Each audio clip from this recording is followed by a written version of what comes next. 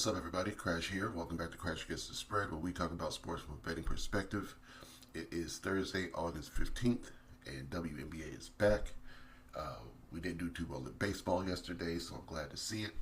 We also got the NFL back today in preseason with the Eagles and the Patriots, so we got a lot to talk about. If you do like the content, please like the video, subscribe to the channel. It does help out more than you think. We're trying to grow this channel one day at a time. So, starting with yesterday, we had three picks, three totals in baseball. The one I wasn't sure about hit. That was the Pittsburgh and Padres game that went 8-2. We had over 8.5. Baltimore, Washington got to 4-1. We had over 9. And Cubs and Cleveland, we had over 8.5. They got to 6-1. So I stopped watching the scores when it was 4-1 each side.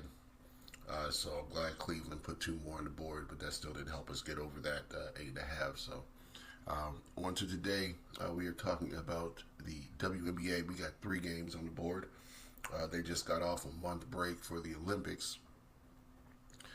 Not everybody played. Obviously, not everybody had a full workload over there, but it was a month-long break for everybody involved back home. So most teams are rested. Most teams cleared up on the injury report, things of that nature.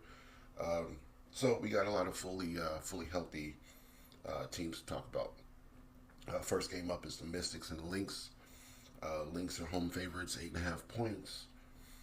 Total is at 157, I believe now. Yeah, so Mystics before the break were covering a lot of spreads. Lynx, heavy defensive team, but they weren't the best at covering that number. They had one of the best records in the WNBA, and because of that, they always have higher point spreads. And a lot of times they do cover.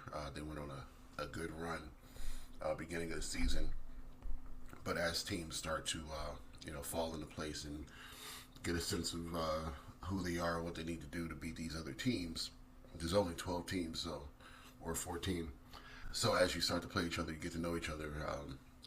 Most teams are going to start to correct their against the spread record, get closer to beating some of these teams. So that's what the Mystics were doing towards the Olympic break. They were covering a lot of these numbers as one of the worst teams spread-wise in the WNBA, or record-wise, I should say. But now that we're off the break, everybody's healthy. I think the defense is the component that the Lynx were letting slide as they were getting towards the break. So now that they're healthy, I think that this game is going to be a defensive game on their side. Mystics struggling to get the same type of baskets that they would get before the break. Whether they cover the spread or not, I'm not sure, but I think under 157 is a good look. So that's where I'm going to go for this game. Could be a 80, 75 type of game. 70 something. But that's what I'm thinking for the Lynx and the Mystics. Next game up, we have the Sun and the Sky. Sky are 3-point home underdogs. We got Taurasi and Griner coming off the Olympic run. Who else went to the Olympics for them? For the Mercury, it was Griner, Taurasi, and Kalia Cooper from the Sky. So they only had one player go for the Sky. Taurasi didn't play too much. She wasn't a part of that last championship game. I know Griner was coming off the bench. I'm not sure everybody's full role. I wasn't watching every game, but I know a lot of players, just like in the NBA, in the Mystics. Leah Edwards played for the Canadian team. Jade Melbourne played for Australia.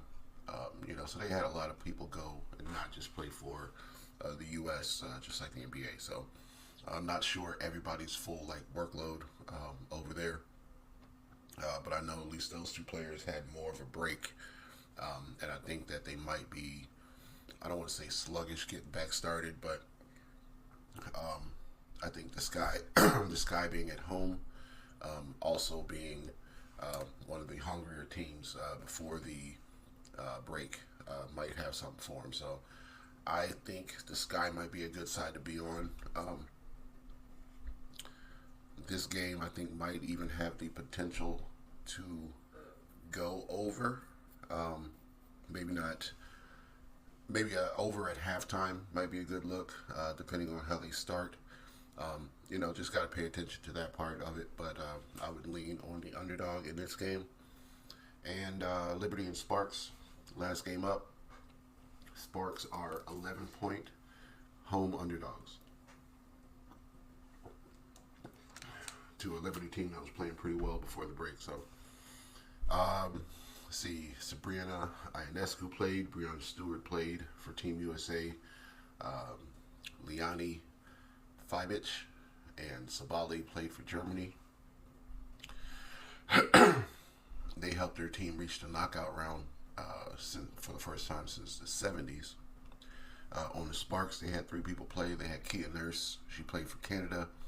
Stephanie Talbot played for Australia. Lee Yaru played for China. So they didn't have anybody who played for the U.S. So they might have had a fuller workload.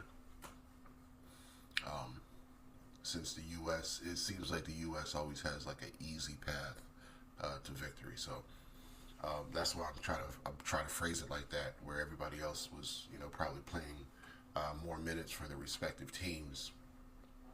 The U.S. players probably were able to kind of rotate that workload and not have to put so much stock into one professional player. So what I'm leaning towards in this game is